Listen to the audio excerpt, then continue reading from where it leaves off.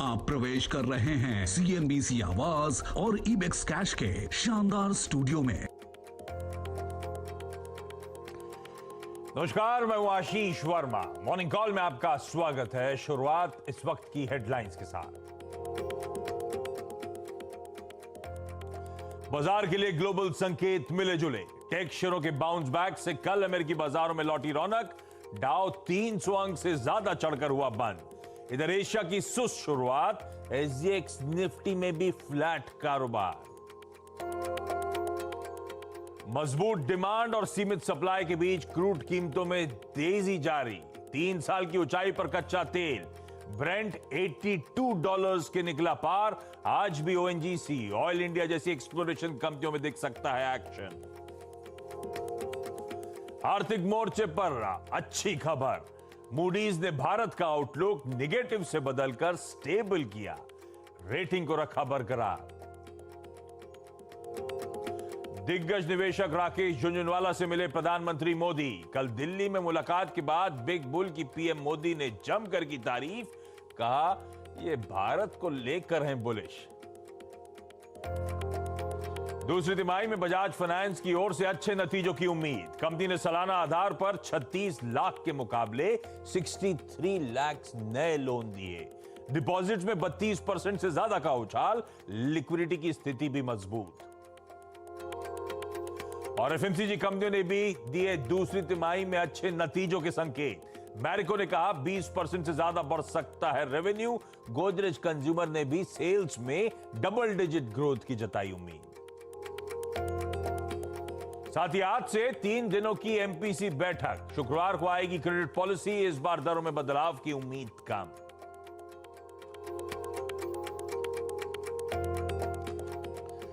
चलिए, बुधवार की सुबह हफ्ते के मिड पॉइंट पे खड़े और कल की वीकली एक्सपायरी से पहले वाला वो कह लीजिए इंटरेस्टिंग, कह लीजिए इंपॉर्टेंट सेशन हमारे सामने लाइंड अप है। और ये SGX निफ्टी आपने नोटिस करोगे दिखता खतरनाक है। कल सुबह हम लोग जब बातचीत कर रहे थे 150 पौने 200 पॉइंट भारतीय बाजारों में दबाव के साथ शुरुआत होने के इंडिकेशंस दिखाता हुआ नजर आया था। ऐसा कुछ नहीं हुआ। फिर से कल दिन के सबसे ज्यादा लोएस्ट पॉइंट पे हम निफ्टी में इंट्राडे चार्ट दिखाइएगा 50 पॉइंट का दबाव दिखा रहे थे और फाइनली हुआ क्या, भारतीय बाजार 130 131 अंकों की मजबूती के साथ क्लोज होते हुए नजर आए। तो बढ़िया रिकवरी, अच्छी तेजी दरअसल भारतीय बाजारों में बनती हुई नजर आई। और आज का सेशन भी एक इंपॉर्टेंट सेशन है। 3 दिनों की मॉनेटरी पॉलिसी कमेटी की बैठक आज से शुरू होगी। क्रेडिट पॉलिसी आनी है फ्राइडे को। कल कहा था बातों बातों में कि क्या मान रहे हैं एक्सपर्ट्स, आपको बताता हूं कुछ देर में। आखिरी दिन है आज पितृपक्ष का। कल से फेस्टिविटीज की शुरुआत होती हुई नजर आएगी। और हां, मॉनसून के विड्रॉवल की शुरुआत आज से होनी है। तो इंपॉर्टेंट कई पैमानों में। चलिए क्विकली क्यूज पे नजर डाल लीजिए। यूएस मार्केट्स में कल जो कामकाज हुआ वो आपकी स्क्रीन पर आएगा। कल अच्छा सेशन था, मजबूती के साथ ट्रेड हुआ। 1 से 1.25% अक्रॉस बेंचमार्क्स मजबूती थी। ये यूएस भी मजा ले रहा है। वैसे फ्राइडे को आपने नोटिस करा होगा 1.5% का उछाल। मंडे को आई 1% की कमजोरी डाउ में और कल फिर 1% का उछाल के साथ ट्रेड होता हुआ नजर आया है। तो इस तरह के एराटिक बिहेवियर्स ग्लोबली आपको नजर आएंगे। तब और आप क्विकली स्क्रीन पर 120 अंकों की मजबूती कल डाइजेस्ट करी जब हम लोग क्लोजिंग कर रहे थे कमाई के अड्डे में। 311 पॉइंट एक्चुअल सेशन में उछाल था और आज सुबह डाउ फ्यूचर्स और 25 पॉइंट ऊपर है। तो संकेत यूएस से तो अच्छे। और नैस्डैक देखिए, जिसने कल सबसे ज्यादा सुबह सुबह हम चर्चा कर रहे थे पेन दिया था, वहां पे भी अच्छी रिकवरी थी। पौने 200 पॉइंट के आसपास का उछाल था और आज भी फ्लैट ट्रेड होता हुआ। बाकी के सारे वेरिएबल स्क्रीन पर रहेंगे। कच्चा तेल और उछाल दिखा रहा है, 81.6 पे छोड़ा था 82.7, $1 से ज्यादा का जंप कच्चे तेल की कीमतों में। तो ये सब क्विकली एशियाई पैक और SGX निफ्टी दिखाइएगा। यूएस से क्यूज अच्छे, लेकिन एशिया उस तरह का मूड रिफ्लेक्ट नहीं कर रहा है। SGX निफ्टी दिखा रहा है कि हमें एक फ्लैट ओपनिंग करते हुए नजर आएंगे। तो ये इस बैकड्रॉप पे नीरज वाजपेयी स्क्रीन पर नजर आएंगे। ग्लोबल मूड का चेक लिया जाएगा। वीरू बताएंगे कैसे आज के दिन स्ट्रेटेजाइज करना और हर्षिता जुड़ चुके हैं जो बताएंगे तमाम इंपॉर्टेंट स्टॉक्स इन न्यूज। अच्छा, चर्चा की शुरुआत करूं तो मैं सोच रहा था आज थोड़ा दिन बेहतर होगा। भाई कल शाम को खबर आई कि मूडीज ने, वो इंटरनेशनल रेटिंग एजेंसी मूडीज ने हमारी सॉवरेन रेटिंग आउटलुक को अपवर्ड रिवाइज कर दिया है। तो रेटिंग तो वही रखी है, रीअफर्म करिए AAA, Baa3, वो रीअफर्म करी है, लेकिन जो आउटलुक है वो निगेटिव से स्टेबल कर दिया। 2 साल पहले नवंबर में मूडीज ने हमें डाउनग्रेड करा था, तो 2 साल बाद हल्का सा अपग्रेड आता है एटलीस्ट आउटलुक में, और एक खतरा टल गया है। वो जंग स्टेटस की तरफ जो मूव करने का अगर किसी के जहन में वो खतरा था तो वो बिल्कुल तरह टल गया, क्योंकि हम स्टेबल रेटिंग पे आ गए, आउटलुक पे आ गए। तो थम्स अप तो आ गया है, मूड रिफ्लेक्ट नहीं हो रहा। ग्लोबली कुछ गड़बड़ा रहा है क्या? कल भी आप इतना नेगेटिव बातें कर रहे थे, हम तो पूछ मार्केट रहे थे, इतना हम तेज क्या चल बात रहा कर रहे हैं, था। हम तो पूछते हैं, हमारा काम है पूछना। पता नहीं क्या क्या आप बता रहे थे इधर, एनर्जी ये सब ये सुबह देखा की मार्केट कहानी थी, कैसे हम चला सिर्फ है। सुनने का काम करते हैं। हाँ। क्या? देखो मार्केट से कुछ देख नहीं रहा है। हाँ, कुछ देख नहीं रहा, अब क्या करें, लॉजिक से चलता नहीं है तो लोग बोलते हैं मोमेंटम है भाई, मोमेंटम है। ट्विटर पे लोग ट्रोल करते हैं कि आप दिन भर बताते हो कि इतना ये बढ़ गया, हो वो तो रहा बढ़ है तो गया, क्या करें? और निफ्टी इधर इधर बढ़ गया तो निफ्टी भी बढ़ गया, सब बढ़ गए, सब बढ़ गए, सबका साथ सबका विकास हो रहा है ना, रेटिंग भी बढ़ गई। रेटिंग भी बढ़ गई। तो कल ऐसा ही हुआ, वहां भी विकास हो रहा था, अमेरिका में भी, और एक बहुत ही बढ़िया शानदार रैली देखने को मिली उन्हीं की जिनकी पिटाई हुई थी, यानी टेक्नोलॉजी शेयर्स की। खूब जबरदस्त वहाँ पे खरीदारी देखने को मिली। और जब देखिए, जब बहुत तेज़ी का माहौल होता है तो आप इस बात को इग्नोर कर देते हैं कि डॉलर इंडेक्स 94 के ऊपर है, ब्रेंट 84 के करीब है, नेचुरल गैस 6.5 पे पहुंच गई है, और आपका जो 10 ईयर बॉन्ड यील्ड 1.55 पहुंच गई। ये सब आप इग्नोर करते हैं क्योंकि मार्केट में बुल रन जैसी एक स्थिति बनी हुई है। लेकिन मजाक की बातें अलग हैं, सीरियस बात यह है कि एनर्जी का पूरा बास्केट ज़बरदस्त ग्रीन इन्फ्लेशन फैला रहा है, ये समझ लीजिए आप। स्पॉट के हम लोग उस दिन बात कर रहे थे ना गैस की, इस समय स्पॉट $32 पे है प्राइसेस, और जो लैंडेड कॉस्ट आपकी लॉन्ग टर्म कॉन्ट्रैक्ट मिला तो करीब $14-15 पहुंच रही। इस तरीके की जो ग्रीन इन्फ्लेशन टाइप की सिचुएशन बन रही है एनर्जी प्राइसेस की वजह से, वो कहीं ना कहीं आपको उसका हिसाब देना पड़ेगा। लेकिन आज चूंकि मार्केट में तेज़ी है, बाउंस बैक है, रिकवरी है, तो वो शायद है, लेकिन सच वो नहीं है। सच ये है जो आपको नंबर्स में रिफ्लेक्ट होता हुआ दिख रहा है। ज़बरदस्त इन्फ्लेशन है, 400% गैस के दाम बढ़ चुके हैं यूरोप में। 400%। वो ट्रक साइकिल 4 में सब times। इश्यूज हैं, वो कह रहे तो थे एक मोमेंट्री UK था। के बियॉन्ड भी सब दिक्कतें आ रही हैं। यूएस में तो अभी भी कम है, $6 जो आपको दिख रहा है, $6-6.5, क्योंकि वहाँ पे लॉजिस्टिक्स उतने अच्छे नहीं है गैस के, इसलिए दाम बढ़ रहे हैं। यूरोप में देखिए आप 4 टाइम्स हो चुका है, रशिया में बढ़ चुका है, तो अब हर आदमी अपने प्रिजर्व करके रख रहा है। तो मेरा कहने का मतलब ये कि जो ये इन्फ्लेशन का एक चैलेंज है ना, इसको ज़रूर ध्यान में रखिएगा, मार्केट की रैली में पार्टिसिपेट करिए, लेकिन मूड माहौल डेटा पॉइंट के हिसाब से बहुत अच्छा नहीं है। मूड माहौल डेटा पॉइंट के लिहाज से अच्छा नहीं है। ये फिर कल जैसी बातें हो रही हैं, और एसजीएक्स निफ्टी आपने का जो दिखता है वही सत्य कल है। सुबह SGX फिर आप निफ्टी जो का है ना ऐसे ही करो, निफ्टी ऊपर चले। हाँ, अब क्या करें, जब होगा होगा। लेकिन FIIs 1900 करोड़ रुपए की बिकवाली कल की ट्रेडिंग सेशन में, और DIs की तरफ से 1800-1850 करोड़ रुपए की बाइंग। पर इसमें वो ICICI लोम्बार्ड का फेसबुक का शेयर देखा आपने कितना बढ़िया रैली कर रहा इंक्लूडेड था। है। हाँ, फेसबुक का शेयर क्या Bounce कर गया क्या कल? 2% चल गया, बेहतरीन। तो जिन्होंने सब 7 घंटा मिस करा होगा उन्होंने खूब यूज करा होगा। उसका कल एक वो भी हुआ था, टेस्टिमनी हुआ इसके विसल ब्लोअर का। हाँ हाँ हाँ, उसने बहुत सारी बातें कही कि ये हमेशा फायदे की सोचते हैं, इनको चिंता नहीं डेमोक्रेसी की, इंडिविजुअलिटी की, लिबर्टी की, पता नहीं क्या क्या बोला। मार्केट ने बाइट क्या काटी, प्रॉफिट पे फोकस है फेसबुक का, स्टॉक 2% ऊपर, बाकी सब बातें क्या मतलब है। इंटरेस्टिंग। तो कल FIDI के आंकड़ों में लार्ज ट्रेड भी इंक्लूडेड होगा, इस बात का ध्यान रखिएगा। लेकिन वीरू से समझ लिया जाए फिर डेटा पॉइंट्स हैं कैसे, स्ट्रेंथ है। कल भी ये जब मूड बिगड़ा हुआ था तो वीरू ने कहा था कि भाई ध्यान रखिएगा, ज्यादा दबाव वाला मामला है नहीं। गिरावट में बेस के करीब आता है तो आप कॉल्स के जरिए तेजी को बनाइएगा। वो स्ट्रैटेजी एकदम सही पड़ी थी। वीरू, आज के लिए क्या स्ट्रैटेजी है भाई? जी देखिए आशीष, गुड मॉर्निंग। और हमने कल इनफैक्ट शुक्रवार को वो लॉन्ग स्पिक किए थे, करीब करीब 480 पे राइट किया, 630 के ऊपर मोमेंटम मिला, 710 यानी कल 12:30 बजे वो जो उसके ऊपर सस्टेन किया हमने पिवट लेवल के ऊपर 700 के कॉलरेटर के ऊपर, तो हमें 810 का जोन मिल गया। आशीष आप और मैं साथ थे, मैंने कहा था कि प्लीज 810 पे अपने फ्यूचर्स एंड ऑप्शन का एक मैक्सिमम प्रॉफिट ले लीजिए, ये मेरी अप्रोच थी।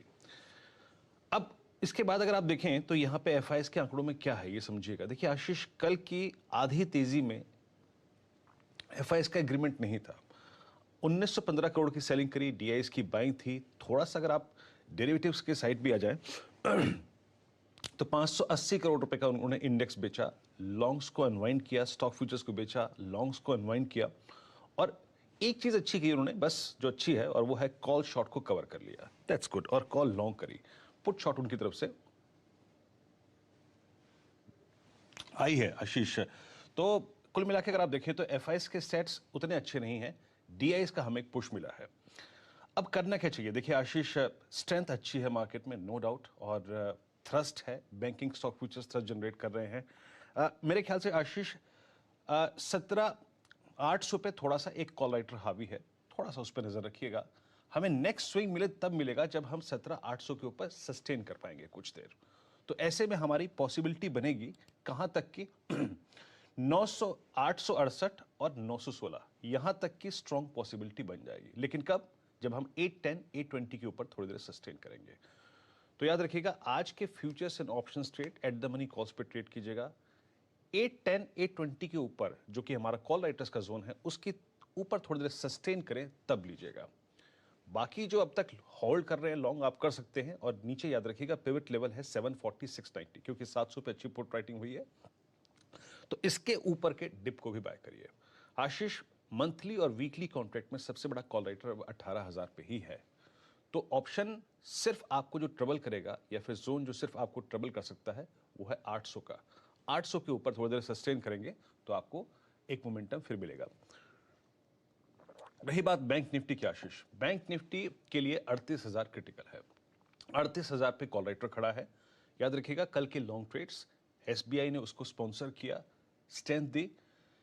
38,000 के ऊपर अगर बैंक निफ्टी, ठीक है, आज सुबह अगर आप देखें एक स्विंग मिले और 38,000 पे जाए, तो 38,000, 38,180 पे नजर रखिएगा। उस जोन को हम पार करेंगे तो एक थ्रस्ट टुवर्ड 38,510 मिलेगा। लेकिन इनिशियली आपको 37,932 और 38,000 पे नजर रखनी है। बड़ा वो कॉल राइटर है। और डिप को कहां तक के बाय करना है? फर्स्ट बेस 37,513 और 37,410। आशीष, बढ़िया। तो ये है स्ट्रैटेजी। थोड़ा सा वॉच आउट करना है जिस लेवल्स पे हम खड़े हैं। 17,800 पे जिस तरह के कॉल राइटर्स हावी हैं, वो एक कंसर्न पॉकेट बनता है। तो 17,800 के ऊपर सस्टेन करते हैं, 17,810, 820 के ऊपर जाते हैं तो तेजी और फिर अच्छे खासे मूव्स एक देखने को मिल सकते हैं। लेकिन 17,800 जरा सा ओपनिंग पे हम लोग वॉच आउट करेंगे। ट्रेडिंग कॉल्स, निर्मल बंक कह रहे हैं स्कॉट्स खरीदना है, 1560 के टारगेट्स। अरिहंत कैपिटल कह रहे हैं दीपक नाइट्राइट में खरीदारी करी जा सकती है, 2750, 2800 तक के लक्ष्य। केआर चौकसी सिक्योरिटीज का कहना है भाई इन्फोसिस में भी खरीदारी करी जा सकती है, 1712 के लक्ष्य। सारे ट्रेड के स्टॉप लॉसेस भी आपकी स्क्रीन पर। मैं जा रहा हूं क्विकली हर्षदा के पास तमाम इंपॉर्टेंट स्टॉक्स इन न्यूज जानने के लिए। Harshada, good morning. Good morning Ashish. आज फिर रेडार पर सभी वो कंपनियां जिनके Q2 के अपडेट्स आए हैं। दिग्गज बजाज फाइनेंस के साथ शुरुआत करेंगे, जहां पर परफॉर्मेंस बेहतर है। नए लोन का जो आंकड़ा कंपनी ने शेयर किया है, सालाना आधार पर सेकंड क्वार्टर में 75% तक की ग्रोथ देखने को मिल रही है। पिछले साल इसी तिमाही में 36 लाख नए लोन्स दिए थे, इस बारी 63 लाख नए लोन दिए हैं। डिपॉजिट्स में करीब करीब 32% तक का इजाफा देखने को मिला है और 30 सितंबर तक जो एसेट्स अंडर मैनेजमेंट है उसका आंकड़ा जो है वो 1.66 लाख करोड़ के आसपास है। कंपनी कह रही है कि लिक्विडिटी पोजीशन इनकी काफी मजबूत है। तो ये अच्छे आंकड़े दरअसल आए हैं बजाज फाइनेंस की ओर से। दो एफएमसीजी कंपनियां रेडार पर रहेंगी, मैरिको और गोदरेज कंज्यूमर। दोनों ने अपने दरअसल जो Q2 का अपडेट दिया है, दोनों कह रही है कि सेकंड क्वार्टर में डिमांड में बेहतरी देखने को मिल रही है। लेकिन साथ ही एक और कॉमन कमेंट्री है कि मार्जिन्स पर थोड़ा सा प्रेशर रह सकता है, स्क्वीज रह सकता है, क्योंकि इनपुट कॉस्ट काफी ज्यादा बढ़ गए। अब मैरिको कहता है कि डबल डिजिट ग्रोथ देखने को मिलेगी वॉल्यूम्स के बेसिस पर, और ओवरऑल कंसोलिडेटेड बेसिस पर 20% तक का इजाफा देखने को मिल सकता है रेवेन्यू में। पैराशूट कोकोनट ऑयल में 5 से 7% तक की ग्रोथ। सभी ब्रांड्स अच्छा खासा इजाफा दिखा रहे हैं। विदेशी मार्केट में खासतौर से डबल डिजिट ग्रोथ का ज्यादा भरोसा है कंपनी को। तो ये फिलहाल एक इंपॉर्टेंट डेवलपमेंट। और फूड बिजनेस में वे कह रहे हैं कि इस साल जो गाइड किया था कि 500 करोड़ तक का रेवेन्यू आएगा, उसको अचीव करने के लिए ऑन ट्रैक पर है। गोदरेज कंज्यूमर की ओर से भी यही कहना है कि घरेलू बिक्री में डबल डिजिट ग्रोथ देखने को मिल रही है। उम्मीद है कि वो डिलीवर करेंगे आगे भी। इनपुट लागत बढ़ने से मार्जिन थोड़े से स्क्वीज होते दिखाई दे रहे हैं। यहां पर इंटरनेशनल मार्केट में अफ्रीका, अमेरिका, मिडिल ईस्ट में 15% तक की ग्रोथ देखने को मिल रही है। कंसोलिडेटेड बेसिस पर जो रेवेन्यू ग्रोथ रहेगी वो 8 to 9% के आसपास रहने के पूरे आसार हैं। तो ये इनफैक्ट दो एफएमसीजी प्लेयर्स केम्प्लास सनमार ने भी इनफैक्ट अपना Q2 का अपडेट दिया है, जहां पर वो Q2 नहीं, पहले छमाही का अपडेट देते हैं ये। इन्होंने कहा है कि फर्स्ट हाफ में रेवेन्यू में बढ़त की उम्मीद जरूर है, वॉल्यूम्स में 30 से 35% तक का इजाफा दर्ज हुआ है, ऑपरेटिंग मार्जिन्स बेहतर होते हुए दिखाई दे रहे हैं और डिमांड इनफैक्ट काफी बेहतर रही है, स्पेशली सेकंड क्वार्टर ऑनवर्ड्स। वो एक रिफ्लेक्शन रहेगा कंपनी के ओवरऑल परफॉर्मेंसेस में। खास तौर से इनकी जो इंस्टॉल कैपेसिटी है वो और भी बेहतर होती हुई दिखाई देगी दरअसल FY22 के अंत तक, क्योंकि वहां पर वो कैपेसिटी एक्सपेंशन पर कंपनी जोर दे रही। ओवरऑल एनवायरनमेंट अच्छा है। रेमंड ने कल इनफैक्ट अनाउंस किया कि वो थाने में करीब 9.5 एकड़ पर बड़ा कमर्शियल प्रोजेक्ट लॉन्च करने वाले हैं, साथ ही 10 लाख स्क्वायर फीट पर एक मेगा रेसिडेंशियल प्रोजेक्ट भी लेकर आएंगे। तो वो स्टॉक इनफैक्ट रेडार पर, और इस रेसिडेंशियल प्रोजेक्ट में 3 और 4 BHK प्रीमियम लग्जरी होम्स बनाने का कंपनी का प्लान है। तो ये कुछ स्टॉक्स जो आज फोकस में। आज नजारा टेक्नोलॉजीज की बोर्ड मीट है, प्रेफरेंशियल इशू पे विचार होगा। कल बड़ी तेजी आ रही थी बोर्ड मीट से पहले उस स्टॉक में। चाइना का आज भी मार्केट हॉलिडे है, वो नेशनल डे सेलिब्रेशंस कंटिन्यू हो रहे हैं। कल पानी की दिक्कत आई थी क्या परेल में? नहीं, हम लोग अपर वर्ली में रहते हैं। अपर वर्ली में रहते हैं तो आज अगर पता नहीं दिक्कत आई नहीं आई, लेकिन अंधेरी जूहू वालों के लिए आज दिक्कत हुई। अच्छा, जूहू की उनको ध्यान रखना। अच्छा, कल मैंने प्रॉमिस कर दिया था, क्रेडिट पॉलिसी में वो डरा दिया थोड़ा सा इन्होंने, तो कल मैंने क्विक सर्वे करा, तो वो पोल कह लीजिए। Axis bank, HDFC bank, CRISIL और इकरा के रिप्लाईज। पहला सवाल था कि भाई दरें छेड़छाड़ करी जाएगी या कोई बदलाव नहीं, चारों कह रहे हैं कोई बदलाव नहीं। दूसरा था भाई अकोमोडेटिव का स्टैंड जो था वो बरकरार रहेगा नहीं, चारों कह रहे हैं बरकरार रहेगा, न्यूट्रल स्टैंड ही रहेगा। तीसरा इंपॉर्टेंट, भाई फिर नॉर्मलाइजेशन की शुरुआत कब होगी, वो पाथ पे कब आएंगे। नॉर्मलाइजेशन मतलब एक्सेस लिक्विडिटी सक आउट करना, वो टाइटनिंग करना, वो दरें बढ़ाने का सिलसिला, सब कुछ। अब यहां पे इंटरेस्टिंग है, एक कह रहा है इसी मीटिंग में इसकी अंदेशा दे दिया जाएगा, दो कह रहे हैं अगली मीटिंग जो है दिसंबर की, और एक कह रहा है फरवरी की। यानी कि यहां से अगली 2 पॉलिसीज में थोड़ा सा मामला गड़बड़ाएगा। तो ये मैंने कल प्रॉमिस किया, तो क्विकली वो पेल, समय बहुत ज्यादा हो गया, ब्रेक ले रहा हूं, ब्रेक के उस पार कमोडिटी करेंसी मार्केट्स की टॉप स्ट्रैटेजीज।